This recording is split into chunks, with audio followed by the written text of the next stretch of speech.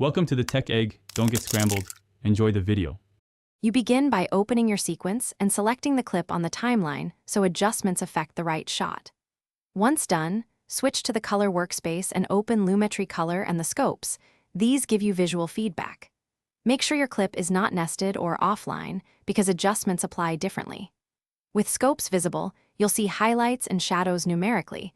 That helps you avoid clipping and keep an even exposure as you move into corrections. You'll work through Lumetri's basic correction panel next, starting with exposure for global shifts and then contrast to tighten tonal range.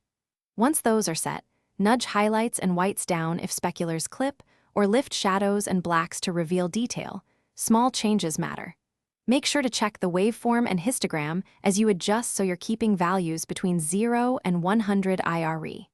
If skin tones look off, reduce exposure slightly and use mid-tone controls to preserve natural look. Finish by refining with curves and color wheels so you can target midtones, highlights, or shadows independently. This preserves local detail while finalizing brightness. Once you're happy, use comparison view to match adjacent shots and copy Lumetri effects to maintain consistency across clips. Export a short test to verify final output.